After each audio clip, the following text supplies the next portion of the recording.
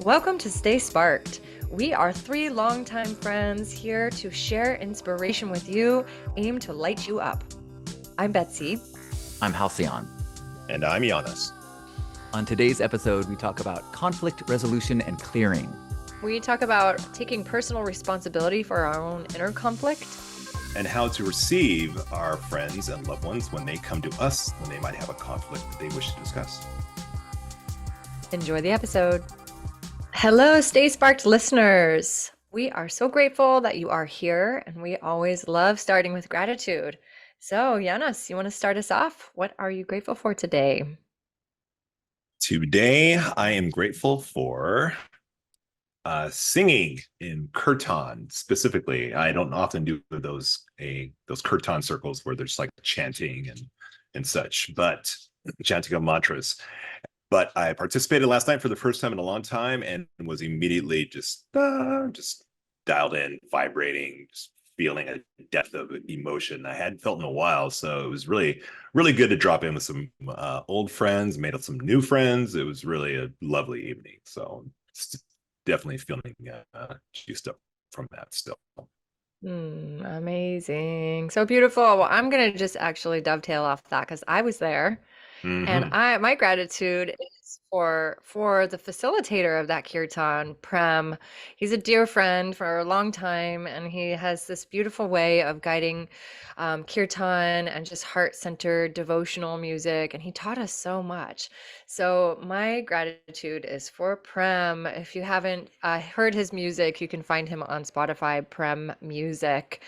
Maybe we'll get a chance to share one of the songs in the show notes. So thank you, Prem. We love you. Yeah, that was great. Thanks, Prem. Awesome. Well, my gratitude this week is for my old vehicle. My beautiful Lexus SUV 2002. I bought a new car yesterday, which is also awesome, and I'm grateful for that. But yesterday, as I was taking all the things out of the console, which, oh my gosh, it's like a clown car, how much stuff I had in there. And then as I was scraping off the stickers, that I put on over the years and seeing the stains and the scratches, and I felt like an old friend or a trusty steed that has really taken me on so many adventures, and so many times I've slept in the back of it, and it was really this deep appreciation for this partner that I've had for many, many years. And so feeling grateful for my old car. Oh, I love that. I love how you poured so much just goodness into the letting go process. Yeah, and it's not just a thing. It's like represents a part of your past many years. That's Yeah, I mean, awesome. there's a good chance that my DNA is somewhere in that upholstery. Oh, there's a 100% chance. Well, then it's definitely worth some money. Then you should definitely try and sell it. 2002, but it has Halcyon's DNA. Ooh. Oh, all right, guys. Well, let's dive in. So, we are sparked today to share a conversation around conflict and conflict resolution. This is a very important part of our world and of social dynamics and learning how to face conflict. We've all had our own personal journeys with conflict, avoiding conflict, having things work out, having things not work out. And so let's see what kind of sparks we can stir up in this conversation. I'd love to maybe start with you, Halcyon. You and I don't think have ever had a conflict. Neither have I don't. You take that back. Hey, should we stir one up? Hey, stop it. Actually, Giannis, I don't know if we have either. I'm very grateful that we haven't had to kind of get into any process, but I'm curious. Oh, he says maybe. Yeah, you and I had a mini one. Oh, we did. It wasn't, I wouldn't even call it a conflict, but we were in, you and I were on a group trip to Italy back in the day, and still like in the getting to know each other process. That was like And 2007. this is like 15, 16 years ago, 17 years ago. But I essentially spoke for you about, like, I said, well, Betsy, like, you were asked something, or something was asked, and I said, well, Betsy is like, does this or prefers it or whatever. I forget the nature of it. But you came up to me afterwards and you were very matter of fact, not a lot of like rare, but you were definitely like boom, like you like eye contact, and we're like, I would appreciate it if you didn't speak for me, something along Mm, those lines. I was like, oh, my bad, sorry, and you were just like, oh, that's all. And then just called it and out. just Mm. and you moved off, called it out, was done, and but you were very about boom, and that was like very out of because we were all the whole group was like in a flow, and it was like this fun free fall flow, but you kind of pulled me aside and were like, bam, and This then is both I not was like, okay. oh wow, but I immediately my respect for it's not okay, and my respect for you like climbed because I was like, I love how she handled that. I can appreciate being spoken to like that. There was no like rare. It was just like boom. And I was like, oh, so that's the only minor conflict that you and I have ever had over the course of the Mm. years. Yeah, and Wow. Halcyon Well, and I I'm have so glad we were always, able to yeah, like just get right to it in that moment. It's just yeah. like Well, that was on you. very. That was how you handled it, and I really like was like I appreciated how she handled that. So yeah. Oh, thank you. Yeah, I think that's a kind of a powerful thing to be able to address something right away, clear it right away without harboring. Because I think that's sometimes where deeper conflict comes. Because if I didn't say anything to you in that moment, then I might have started to consider, like, oh man, Giannis is like, he talks over people, or I might make up a story about you that you don't respect me or something like that. And then that grain of sand might turn into a rock and then a mountain. And then I have this idea of you, and then it creates a disconnection. So, yeah, addressing something right in the moment is so powerful. But it's not always easy. So, thanks for What bringing that an back.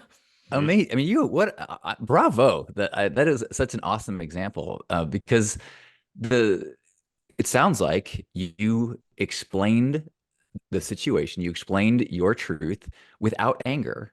That this thing happened. That's not the way that I would like it to happen. And so you just expressed it. And when you do it in the moment, or even, I mean, not like you can't, oh, I missed the moment. I can't say it. You can still like 2 days later say, hey, 2 days ago, this happened and I'd rather you not do that.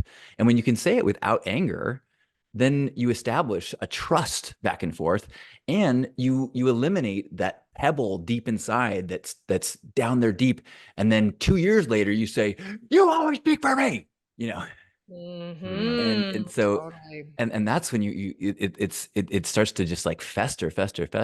And I do think that it can be really, it's scary because, like, I would imagine that in that moment, Giannis, you probably felt a little like guilty, maybe maybe defensive, or there's something that it gets a little stirred of like, oh gosh, I did something wrong. And so it takes courage to bring something up.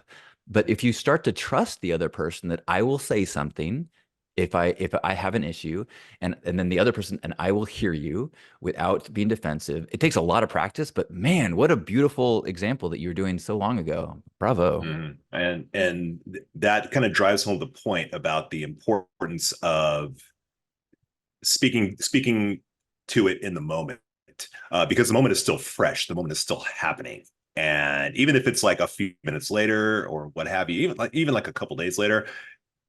But the benefit of speaking that in the moment is I don't have to go back through my memory bank and think about what was happening. And then by then, the more distance there is between the incident and the discussion, we tend to form our own memories about stuff. So if Betsy would bring stuff up a week later, I'd be like, what is she up in arms about? I don't even remember that. It's like, how big of a deal could it have been if it took her a week to mention it? But like speaking to it in the moment, I know exactly what she was referring to. It's like, oh, okay, yeah, okay, I see that. All right, I got it. Mhm. Yeah, and I it can takes I a can I can practice to correct be that. able to, it takes practice and takes courage to be able to trust our own voice to clear something in the moment or within Mm, a short time frame. Because, having the tools to communicate it's really important. Because if I were to have come to you and been like, you know, project onto you, for example, like, why did you talk over me? What's your deal? Why would you have done that? And, come at you without my own taking responsibility for what my needs are, right? It's just like nonviolent communication, basically, like speaking from my needs. Like, hey, I noticed when you spoke over me, it made me feel uncomfortable. Would you be willing to not do that again? It's so clear, so direct, Mm, so simple. That's a practice. It's like a formula that I love so much. NVC. I wish mm, NVC was taught in high schools, because it really has changed my life. And mm, it goes, to the flip side. I also have had some clearings. I had a clearing with a woman who I noticed she was getting more and more distant. We were in a women's circle, and I just noticed she just wasn't returning my calls. She was just kind of like not acting as loving as we had normally been for many, many years. And I checked in with her, and we ended up having a clearing. It took a while to get to a place of feeling safe to have a clearing where we met up, and I asked her specifically, and it was really vulnerable and really uncomfortable, and I had to really like be courageous to hear what might be going on for her. And she shared with me some things that I had said years before, like 8 years before. She had a list of things actually that I mm. said, that I did, that she didn't like, and that hurt her feelings, but I had no idea. At the time, I just had no clue that some of the style of my operating was offensive to her. And so I just kept going and doing the things, and not knowing. And it really created the separation and distance between us because there wasn't that ability to communicate it. And bless her, she also like had to have a lot of courage to come up and speak to me and share those things with me. And it was really uncomfortable. And to her, I don't know, what I heard from her is that she didn't know how to approach me. She tried to just kind of like get over it and make it not a big deal. And I think that's a common thing. It's like, well, it's not that big of a deal. Like, we'll use our example, Jonas. It's like, I could have been like, no, it's fine. It's totally fine. I don't need to make a big deal about it. And I think that's what she was doing. But really, it was just sweeping it under the rug.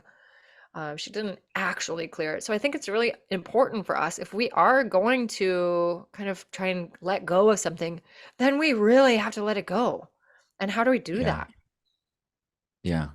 I love this whole concept of a clearing. Like that was new to me, in the last few years, that the idea of clearing something, because I think that there is a thought that you're bringing up. Why are you bringing up beef? Why are you bringing up something negative? You're disrupting the harmony. You've established some like harmony in your being, but there's something under the surface. And clearing is saying, I want to be closer to you. I value you. I love you. I want our this whatever's between us to be cleared so that I can be closer to you. So even if I'm bringing up something that has a difficulty or causes temporary tension, frustration, defensiveness, you're saying this process is it out of compassion and connection that I'm doing that. I think it does take courage, but it's beautiful, Mm. And it does create more closeness. It can. right? Yeah, And yeah, it often does, and I feel like it's one lesson that the medicine, the plant medicine has brought home to me. It always takes my head and puts it face to face in the mirror, it's case because like let's focus on you. Let's focus on the one who's responsible. And the reason your friend Betsy has a list of things that grievances with you is because she didn't address the first one mhm. or even the second one. It's like if she wouldn't have a list if she'd come to you and be like, "Hey, Betsy, I didn't like this. I didn't like that either." Mhm. Or even the first one, then you would have been like, I believe you two could have worked it out back then and be like, "Oh, okay, this is how this is how you like to be treated, and I can do that, or I can't do that. So this is where we go our separate ways, whatever." Right, exactly. The old saying is like, do unto others as you would have done unto you. And I believe that's wrong. That's not the right approach. You should do unto others as they want done unto them. Treat others how they want to be treated, not how you want to be treated. So it's important that we let people know how we want to be treated because I'm going to treat everybody how I want to be treated. And then it's like, but they're not me. So they're not gonna, they very well might not like that. So treat others how they want to be treated, and you're gonna find yourself in a lot less conflict. Yeah, well, and that also then brings it home to our own personal responsibility to know how to share what our needs are.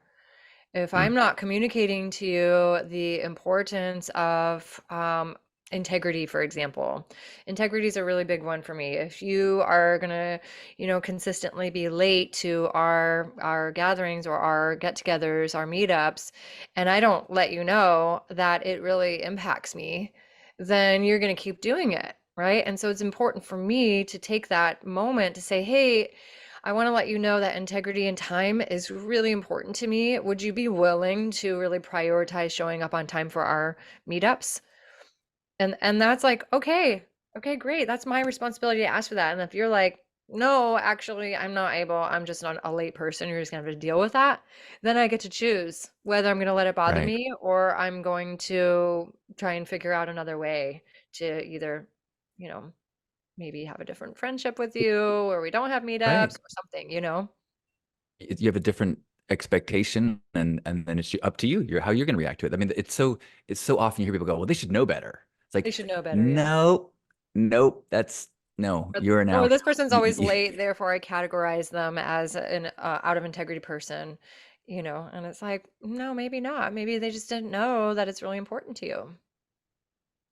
mhm, they've got a history of like their past, their families do things in a certain way. It's always it's a loose like it's in the lines of treat others how you'd want to be treated. Like I know people that have really loose attitudes about time. Like, hey man, time is like confines us, man. And so they would totally accept it if you were an hour late, and they would expect you to be cool if they were 10 minutes late. Whereas I feel like it's hard. I need to express pretty quickly. Yeah, I feel a little disrespected that I'm sitting here and this is my time that we wasted. Now, and I've mhm, had relationships with people where we had a pretty clear. I expressed pretty clearly that I'm struggling with my frustration because you consistently late, and they said, I I know this is an issue. I can't. I'm not going to be able to change this. And so then I was able to let go of the anger and say, I'll meet you there. I will set up a different system where I'm no longer upset by this reality. This is your truth. We've expressed it. Now I just need to choose, do I want to integrate it into my life or not? And without any anger. mhm. Mm. Yeah, it is well within our ability to adjust our sails in regards to how we connect with somebody, and that's fine. I'm doing that without any sort of like or any sort of like, but there needs to be an acceptance and be like, okay, so this is how this person is. That's fine, and we don't always have to have an opinion about everything, but we can just adjust it so that it doesn't come up as an issue. It's like it's it takes it's taking responsibility for your half of the connection. And if somebody tells you clearly how this is how I show up, and sometimes they don't tell you, sometimes that's just how they show up, so you pay attention to that, be like, okay, I can take that off the table, which is like doing yourself a favor so that you don't experience frustration, anger, all this other stuff. You can take in the reins so that you don't, so you avoid the conflict in the first place. Yeah. Mm-hmm. Yeah. I think it's also, I mean, you have to be prepared for it. That means it doesn't necessarily end with harmony. Sometimes you can bring up a clearing and the other person does not agree, does not want to take responsibility, or just you have a total disagreement, and that's one of the risks. But I think it goes the same situation is like, okay, at least now we know we can now let go of this relationship, let go of our expectations, and not harbor this splinter inside, and kind of move on. I, Yeah, and also giving space to allow the emotions to be seen, I think is really powerful, right? Because sometimes we just need our anger, our frustration, our annoyances, whatever it might be, to be seen and know that it's okay. How often we get into a fight and it's like, then I'm going to share my anger with you. And then it turns into defensiveness and then validation. And then it turns into the spiral. And it's like, I just really want to be seen. Like, I want my feelings mm, to be validated. It's like, I think that's such a powerful thing to feel when I've been in previous conflict when the other person will look at me and be like, you have every right to be angry right now. And my whole system just goes, oh, thank you. And then it's like, soften. Okay, I can actually let go of some of that now because I feel seen. I don't have to fight for my stance. And so how do we do that for others? How do we really create a safe space for other people's feelings to be hurt and knowing that maybe we were the ones that contributed to their hurt? That's hard. It's so Yeah. difficult. I mean, we can really, it can be so healing, and then the other piece around that too is having a safe container or safe environment, safe space to be able to allow the emotions to be seen, felt, and heard is essential. Because if there's a conflict that comes up and we try to address it with someone in a moment where there's lack of sleep, there's a time compression, maybe one of us has to get to a meeting, there is these I haven't eaten, someone is just going through something else, it's not really usually going to go very well. And so having that safe space to communicate is like, okay, hey, you know what? We have a conflict. We're going to have to address this. Let's set up an appointment where there isn't any time constraints, where we're both well rested, and talk this out, clear it out, and to be able to have that safe environment, safe container is so essential. Isn't there like an acronym regarding that, like called HALT? And HALT stands for something. Like, you do not want to have these sort of conversations if you're hungry, angry. I don't know what the L is, but T is tired. And it was like, so you want to go through this little acronym system and check in, be like, all right, am I one of these things? Is the other person one of these things? If so, then we got to table it and come back when it's not. And I guess we'll have to look that up and see what the L We'll figure it is. out. We'll put it in the show notes. Yeah. So hey, I want to turn you to for me, go ahead, Halcyon. I'll you want follow to up. turn us. I was I'm being aware as we're listening. Like for me,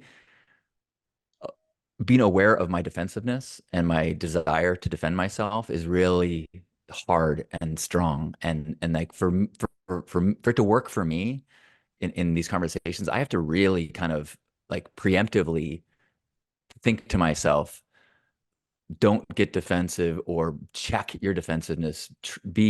Listen, because there's a really strong desire for me to justify myself and to be liked, and so as I hear someone's truth, a part of my brain feels responsible and wants to defend myself. And if I can in advance kind of know that that is a tendency of mine, and so try to listen to, like, hear that part of my inner voice and also like soothe it and then listen to the person in front of me, that can help me to not react, and to try to, which it's not easy for me, but Yeah. experience has shown it's critical. Yeah. That's like nervous system regulation.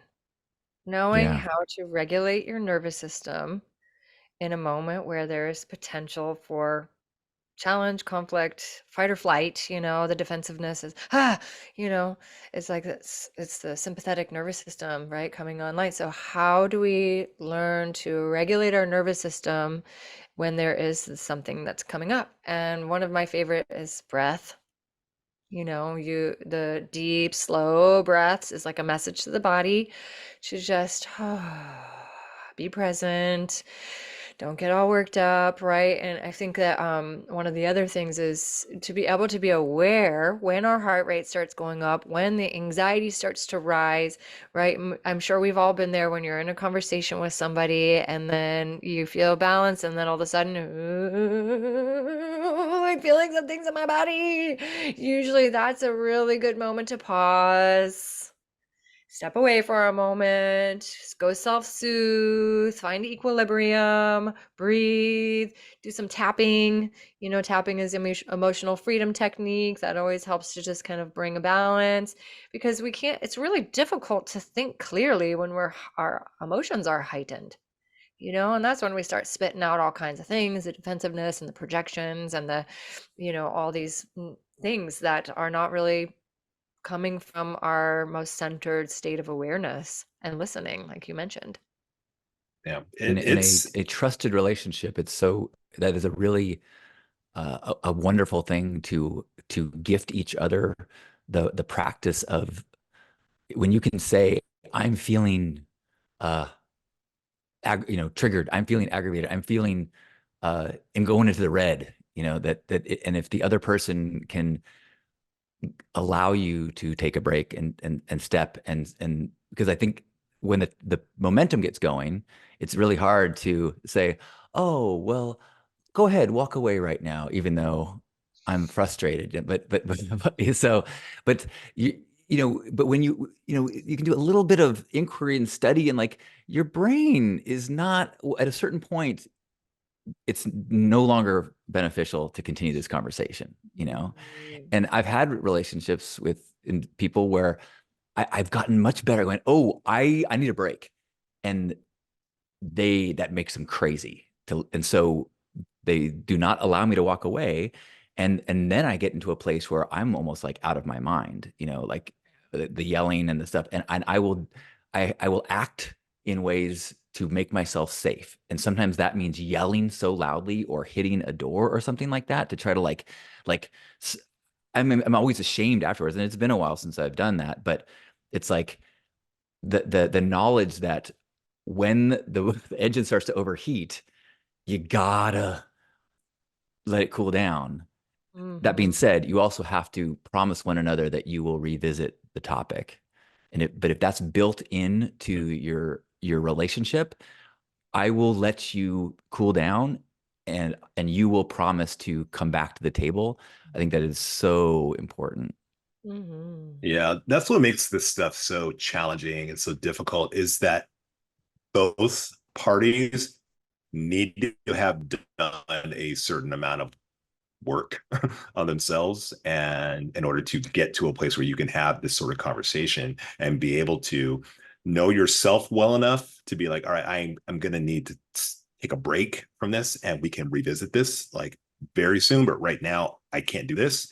And to be on the receiving end of that, to be like, okay, that's fine, we can do that, so on and so forth, because there's same reason, the reason that we're in conflict in the first place is because we have both parties, at least one has been triggered, which often triggers the other person. I think more often than not, and you have to be able to override that trigger or to be able at least to recognize it, which then helps you override it and be like, okay, well, I really, really, really want to talk about this right now, but then be able to see the big picture. Like, all right, if I push this, this is not going to go well.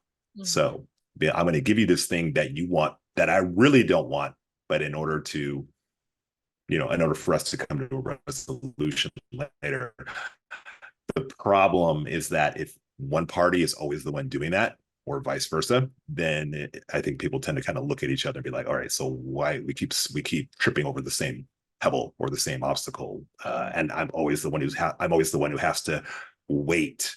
I'm always the one who has to sit. But then using the word always and never are two words you should always avoid using the word always, Especially in conflict. Mhm. especially in conflict. Yes. Yeah, So absolutely. I love what you're sharing around each person having to do their own inner work. Because what we're speaking to now is conflict with others. And we also have inner conflicts all the time. Our relationship to our inner voice is a very real relationship, or inner voices, I should say. And so when we can really come inside ourselves and check in with what our own conflict is with ourselves or with these outside influences, that is an essential part of being able to find harmony and balance in our outer relationships. Because if we are deeply dissatisfied with who we are or how our life is, or just, very deep, complex programming or what's going on inside, then it's usually going to ripple out into our relationship. So if there's a lot of conflict, we have a lot of frustrations with a lot of different people, and, always a victim, always looking at other people, that's a major signpost to look at what is the inner conflict that is going on inside of me. And how do we address our own inner conflict, right? It's not easy to do on your own. because it's those little voices inside. None of them are likely therapists. It'd be great if we all had like a little therapist inside, to like talk to those different voices inside that are giving us, troubles, but we just don't, and so it is really an essential, I think, and so beautiful these days that therapy and that these resources are much more available, much more acceptable. Not so long ago, it was sort of taboo to go to therapy, to look at ourselves, look at our relationship to our inner voice, our own inner processes. It is so essential because our relationships in the world can be a direct mirror of what's going on the inside. If we're trying to be so forceful around our stance on something and it's not landing for someone, then how do we start to shift inside so that way we can feel seen and heard, right? Yeah. Yeah. This is a deep process. Of course, we can go on so many different threads with this conversation, but I feel like, yeah, Yeah. that's my That's spark. important. Well, speaking of therapists, I'm gonna turn you both into my therapist for a moment.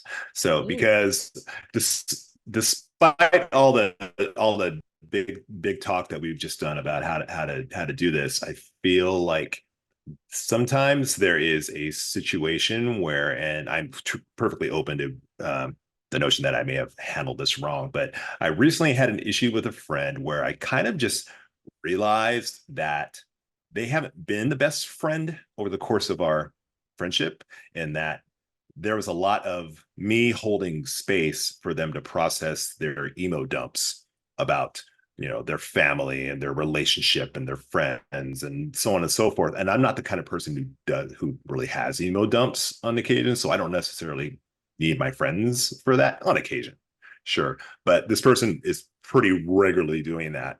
And when I finally had some issues that I could use a friend's ear for, they were absolutely not there for that. To the point that they almost like wanted to be there for that, but it's like squirrel, and they're off. They're distracted. They're just not.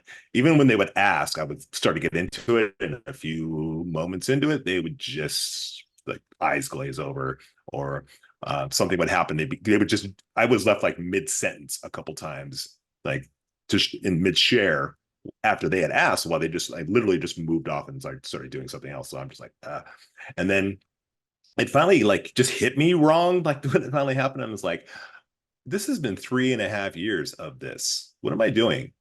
What am I doing? And instead of, and it never really bothered me so much, but it all bothered me all at once. Like, and I was at the point I was like, I think I'm just like out. I think I'm just done. And it wasn't a situation like, it didn't even occur to me like to have a talk about it. I was almost just like, no. I have enough friends. I have enough solid friends. I don't need to necessarily feel like I want to try to repair this one. And I had reasons for thinking that, which I'm not saying were valid, but I had reasons. And then I just kind of was like, all right, I'm just kind of out. Back away. Yeah. Did I handle that badly? Might be a question, but I think, how badly did I handle that? It might be the better question. I think no. I mean, I think the the badly could only be if you in the way that you establish what your needs are, So I mean, like I think that figuring out that this is not a relationship that you want to put energy into anymore, that's not good nor bad. I mean, that's good. That's like you're establishing what you need. Um, and I I think the badly path would have been being angry at that person. Once you realize that this relationship was not what you wanted, to just step away or move beyond it, I think is the healthy way. If that person then confronted you and said, "What's going on?" then you'd have an opportunity for a clearing. Mm. But I think it's up to you if you want it to, how much you want to invest in making them know why. I think it's up to you. Yeah, and I think also not only knowing how much you want to invest, or them to know, but how much do you want to invest in the potential of growth? I think that's always my question because I've been in this situation before too, where I start to feel that there's something out of balance with a friendship, and I start to kind of check in with myself. Do I want to lean in and share with this person to let them know how their actions are impacting me and our friendship? Or is this a friendship that I'm okay with them being more in the periphery and just gently move back? I think that it's really important. And also checking in with, do I feel this person is going to be able to receive what I have to say about my needs, right? So I just had something similar happen where I had this girlfriend. I would consider her pretty close friend.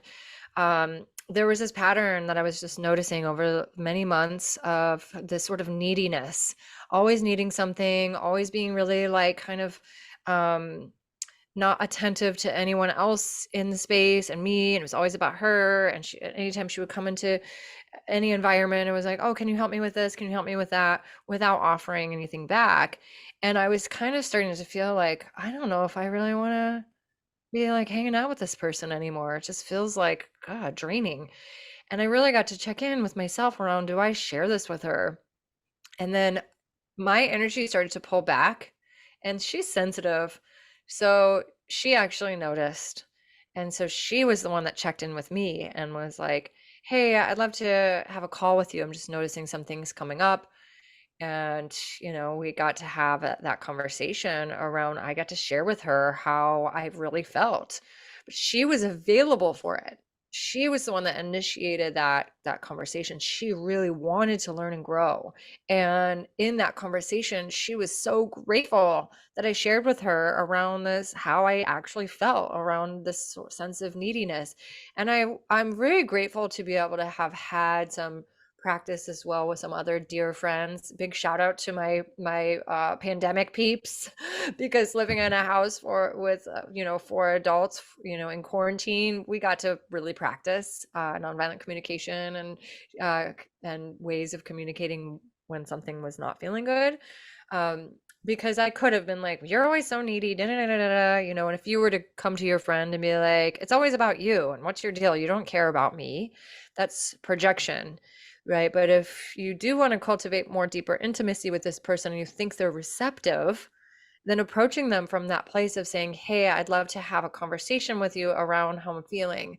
One of the ways I've done this with a girlfriend before was I said, hey, I'm noticing the garden of our friendship needs a little tending. Would you be willing to get on a call or go for a walk, because I just am noticing there's like just some energy that I'd love to check in with you about. And I was like, oh yeah, amazing. So this person is open to that. Then it's like, hey, okay, now I get to use my big girl words and say, hey, I'm noticing that the last few times, or many times, or maybe in your case the last few years since we've been friends, I've just kind of started to notice there's something that's out of balance for me. I'm so happy to hold space for you and hear about what you're, processing and your emotions. And I've seen you grow a lot. Acknowledgement, right? I see you, I hear you, I love you. And also, I'm just noticing that when it's my turn to share what's going on for me, I don't feel heard, and I feel maybe that you're disinterested, and that really hurts my feelings. So would you be willing, like, to let me know what's happening for you over there? And actually, do you care about my feelings? Because that's really important to me. That's very different Yeah. than being like, you don't care about me. So, but we get to choose to kind of wrap that up. It's like, I feel like it's important for us to really tune into how much energy do we want to put into a friendship? Is this person that you're speaking about somebody that you really would like to cultivate a long-term relationship with? And if so, then yeah, lean into those uncomfortable places and clear it. Or if not, then just compassionately and gently start to keep them in a different position in your life where you're maybe not holding as much space for them. They'll find Two some other people. things Hmm. in that realm. One is I think that if you notice that you are doing that frequently with people, and that when relationships get to be a little iffy, that you like, I'm done with this. I'm done with this. And I know people that was their way of dealing with things was, I'm not friends with them anymore. I'm not friends with them anymore. So if it's a common thing, then I think it's something to work on in yourself. And the other thing that made me think of is I witnessed my partner and a dear friend of hers, when they have a really deep communication, and they've really invested in one another. And so if they were in your situation, Janus, and someone started dumping, they're comfortable saying, I was really hoping that we could just be together and have a good time today. And that's you, like, it's not expected that you're just going to receive the dumping all the time. And trusting one another to speak that is like, that's the next level of like, okay, cool. Like, can I trust you to also communicate your boundaries, knowing that you have space for me, you love me, but in this moment, if you give me that, I'm going to kind of resent it a little bit. It's not really where I want to be. So trusting each other to communicate that is like next level stuff. Oh, Yeah. totally. I love that too, because I just had that happen with a friend of mine where I had just finished doing 2 massages and very deep healing sessions. I was hungry. I had a phone call with a friend, and all of a sudden he just starts going on and telling me all this and asking my advice, all this stuff. And I was like, wait, wait, wait, can we pause for a second? I was like, hey, I love you, and I don't have capacity right now to hear what you're saying or hold space for you. And he was like, oh. Oh, okay, got it. It took him a moment to be like, "Wait, what?" But then he totally readjusted and was like, "Oh, right. Okay, yeah, I hear you." And it does take something to be able to say, "Hey, I don't have that capacity right now to actually hear what you're saying and to really like give you the support that you need right now." And I think that's a cultivation, being able to speak up for that, because so often there's so much people pleasing and they want to like Yeah. overextend and be there, and boundaries are practiced. Yeah, and to reiterate, yeah, it takes a lot of work to be able to receive that, to hear that. From your friend's standpoint, it's super easy for you to be like, well, I don't have the capacity for that right now. And then for the other person to be like, oh, well, then I'm sorry, I'm such a burden. I'm sorry, I'm just like bending your ears so much. It's like we just take stuff so personally. And it kind of comes back to, we're all familiar with the Four Agreements, and uh, those books are so deceptively simple, that we read these things and it's like, well, of course, that makes perfect sense. But the one of the Four Agreements, don't take anything personally, is so huge, because we're so wired to take things, the slightest affront even like, it's not an affront at all, and we can sometimes see it as a minor one if we've done a good amount of work, or a major one if we haven't done any work. But just to not take it personally, and to realize that somebody expressing themselves towards us like, hey, I can't, I didn't like when this happened, or I don't have the capacity to receive you in this way right now. It's like, that's somebody telling you what they want, or somebody telling you what they need. That is a gift. That is something that you can, and you don't have to do anything with it in the moment, but you can just be like, oh, okay, got it, thank you. And if they're a friend of yours, you consider that a friend of yours, you know you know hold them in the space of like, okay, this is my friend telling me what they need, or telling me what they don't have capacity for. That's what friends do. And that's what friends, I don't mind receiving like an email dump, to refer to that, because that's what friends do. Sometimes they're there for that if they have the capacity. So telling your friends what you want, and being told what they want, is they're real gifts. There's no reason to take it personally. It's an opportunity to deepen the friendship, and then deepen the connection. Perception Yeah. is everything. Oh, yeah. Mm. Yeah. There's So that has been one of the big gifts as I'm developing a relationship with my partner, of reminding each other frequently, uh, this isn't personal. Like, I think that we part of recognizing that it's not personal in someone else is practicing being aware of your own. Oh, I'm not at my best right now. I'm and you're sometimes not at your best. And so, not holding on to those nuggets. And if you are holding on to them, doing a clearing. One of the things, the most awesome tools that I've been using in this partnership is there anything you don't want to say to me? Is there anything you don't want to say to me right now? And every once in a while saying that, because we practice it with little bitty things, like, I can't think of an example right now. Like, I was annoyed that you waited for that parking place, when there was so many other parking places a block away. Um, because it's those little bitty things that we think is nothing. We think we have harmony. We think we've put it away, and then it builds up, and we come Mhm. out when we're weak, when we're tired, when that Totally. one thing hits us wrong, and it has nothing to do with them, and we're but trying to keep it empty, keep that, like, is it okay? Let me just trust that if I tell you the truth, that you're gonna work on your defensiveness and hear it, and we're gonna just our goal here is deeper connection. Our goal is deeper connection, and even if there's some tension to get there, that we trust each other. Yes, there's something called a radar. It's a Mhm. meeting for couples. I think it's through the multi-amory um, Mhm. group that kind of put that out. Some coaches, I think it's a podcast. But the radar Yeah. is a concept that is really creating a meeting, however often you want to do it, weekly, bi-monthly, whatever, where you put into that meetup what's on your radar, right? I think it's really geared for, really suited to polyamory, people that are seeing multiple people and dating multiple people to be able to have a safe place to communicate these different things. But I think it can be also used in monogamy as well, where it is like, Absolutely. Yeah. okay, we have a radar on Saturday, and then I can start to think about like, oh, okay, there's some things that I want to check in with this person about, what's on my radar, what am I tracking? And then also, like, I think that question is if there's something that you haven't said to me that you feel like you needs to be shared, or is there anything that you've been scared to say to me? Or vice versa. And then, like, creating that, again, a safe place to be able to communicate authentically and honestly without all the heated emotions, without all any other outside influences, distractions, and that sort of thing can really support much more harmony in our relationships. And when we have more harmony in our relationships, we have more harmony in the world. And it really is a valuable, valuable gift that we can give to ourselves and each other.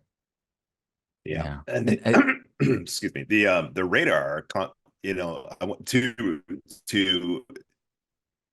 make note the radar framework of conversation and conflict resolution is designed specifically for intimate relationships. You can use it with friendships and such, but it really is it's best applicable towards intimate relationships, Yeah. no matter what the dynamic of that relationship is. So, and I find what's coming up for me as a um, as a closing spark, um, is the idea of, when it comes to that specifically, a lot of times when when I'm in conflict with my partner, or something comes up and we set a time to discuss it, like, okay, like this came up on a Wednesday, but we're going to have a discussion on, conflict resolution discussion over the weekend. A lot of times between the conflict and the discussion that is coming up, I can find that it's kind of my own stuff that has produced the conflict. So I'm able to be like, all right, this is me, like, just doing the thing that I do, kind of processing it myself. And then by the time, the time to talk about it comes up, I've moved through it. I moved past it. And you're like, all right, that conflict that we were going to talk about, that was just me and my BS. So I worked it out. You're fine.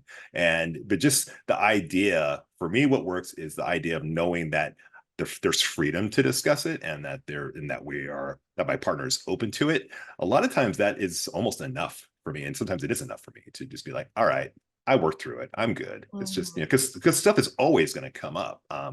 Not always with friends, but often in intimate relationships. So it's just a matter of finding a way to deal with it that is easy and easeful and doesn't necessarily make a mountain out of a molehill. And sometimes it's just a molehill. We just stumbled, we tripped. It's like, oh, fine, pick yourself up, moving on. Let's keep it moving, people.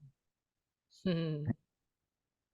Beautiful. yeah, I think my closing spark is that just to reframe and remember that it's that this we're trying to smooth out the molehills out of love, out of desire for closeness, and that so often I think that there's I want to avoid conflict. I want to avoid disruptance. I want to seek harmony. And the sacrifice and the consequence is this low grade separation. And if you can build a communication and a trust and between in whatever relationship, friendship, business, romantic, where you create that safe space to share, it the potential is so powerful. And I think one of the ways, I guess another closed spark is to make it safe is when someone trusts you with a difficult thing, is to make sure that you genuinely say thank you. Like thank you for having the courage to tell me that thing, knowing that it could be difficult for this moment that we're having right now. Thank you for trusting me enough to share something hard. Mm-hmm. Yes, beautiful. Completely agree with all of that, and want to just share my closing spark is around our own personal responsibility to learn how to communicate. I think that that is a essential part of our work in the world is if we want to have healthy relationships, then it's important for us to know how to communicate with love and with kindness and self-responsibility and understanding, and being there for ourselves and for another person. Because if I'm not doing my own inner work, then it's going to be very difficult to face challenges that come on the outside, right? And so learning how to listen, learning how to respond, learning how to help someone feel heard and seen, learning how to speak what our needs are. If we don't cultivate that skill within ourselves, then it's just going to be so much more inner conflict, you know, more sweeping things under the rug and build up, and the grudges and resentments and all of that turns into disease in the body. And so if we want to be healthy and have long living lives, then it's important for us to do our own inner work. So I think that that's my biggest takeaway and spark from this conversation. Always good to be reminded of that practice of doing our own inner work. Yeah. Indeed. I've got another spark. It just kind of came up for me, and it's something that I try to really remember. But and I believe it comes from Buddhism, but it says that everything that you, especially applicable to conflict resolution, but really kind of almost any area in life, is that everything you say, every word you say should pass through three gates before you say it. The first gate is it true? The second is it kind? The third gate is it necessary? If what you're about to say can pass through all three gates, then let it fly. And if you find that it's like, okay, this is a less than kind thing I'm about to say, workshop it, bring it back in, and work it out again. Because everything that we say, it's easy to be all three things. The truth is easy to remember. Kindness flows naturally from most of us, frankly, and it's easy to get bogged down with unnecessary talk and dialogue. But examine it real quick. Is this a necessary aspect of this conversation that we need to be discussing? And if so, then as long as when I remember this, if what I'm about to say passes through all three gates, everything goes so smoothly, goes so it's so easy. People are able to receive kindness. No matter what you say, as long as it's with kindness, that has been the main thing for me to make sure my conflicts with all my friends, my loved ones, relationships goes, has a positive outcome. So Yes. that's just wanted to throw that out there. Love that. Beautiful closing spark, Janus. Thank you. And thank you, brothers, for having this conversation. I think it just always feels really good to keep coming back to these reminders and these practices. And thank you all for listening out there. Always love to hear any thoughts or sparks of your own. You guys can comment on our Instagram channel. You can always send us a message, and always available to connect with you guys. We have 3 different opportunities for each of us us to connect on a deeper level. So, Halcyon, would you like to share with our listeners how they can find you and harvest more sparks of your magic and inspiration? Yes, you can find me driving around on the freeways in my new car. You can also Woo! find me online at lifestudent.com and sign up for my newsletter and get a t-shirt and find me every day online for a Love Morning broadcast at 9 or a Gratitude Circle at noon. I would love to be connected. Amazing. Beautiful. How about you, Janus? You can find me. I have a nutritional supplement company called NuWorld Nutritionals, spelled NuWorld Nutritionals. And we have nutritional supplements designed to improve and elevate your state of mind. They are mushroom-based products geared for improving memory, retention, improves your mood, focus, can help alleviate symptoms of anxiety, depression, ADHD, all things good for the brain. So check us out at newworldnutritionals.com. You can use the code SPARKED for 10% off of all of our products. Amazing. And if you haven't already found me on poweraffirmation.com, I'd love to welcome you to my site. I have some really awesome things on there. I have a journal that helps with reprogramming mindset belief systems. I have some audio affirmations on there, and I have a variety of in-person offerings as well, doing somatic body work, aerial gravity assisted body work, and energy work. And so, yep, you can check me out there. And we also have a bunch of free audio affirmations on Insight Timer and even a free download for you in the show notes. So check that out. I love getting to share these kind of conversations as well. So let's spark it up. Next time you see me, like, ask me. Let's continue the conversation. And Before we do an affirmation, I also just want to point out that Betsy and myself both do one-on-one work. So if you would like help with communication, and you would like some deep work in practicing, we are both available. So reach out to us on our sites. Absolutely. I love doing one-on-one work and talking about these kinds of things and really unpacking places where we can learn and grow.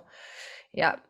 Amazing. Well, on that note, love to close it up with some affirmations. Affirmations are such a powerful way to focus our minds and to help to cultivate a deeper inner state of joy and balance inside. So if you like, you can place your hand on your heart. Maybe take a deep breath, feeling ourselves settle into a state of balance and harmony within. I am balanced and harmonious. I am balanced and harmonious. I am balanced and harmonious. And my relationships reflect the balance and harmony within. My relationships reflect the inner balance of and harmony within. I am balanced. I am harmonious. I am balanced and harmonious. I am balanced and harmonious. And as we connect to these affirmations, it's always a good reminder to check in if there is something that's off. If you're not feeling balanced and you're saying this affirmation, good to just keep going deeper inside yourself and see where you can find greater balance and harmony. So thank you so much for listening. So grateful to be out on this journey with you guys. Thank you for popping on. If you've made it thus far, give us a 5-star review on Apple Podcasts. Your reviews help us spread these sparks. So thank you so much. And we will look forward to hearing from you soon. Stay sparked, people. Find us on Instagram at Stay Sparked and leave us a 5-star review on Apple Podcasts. Thanks so much for helping us spread these sparks.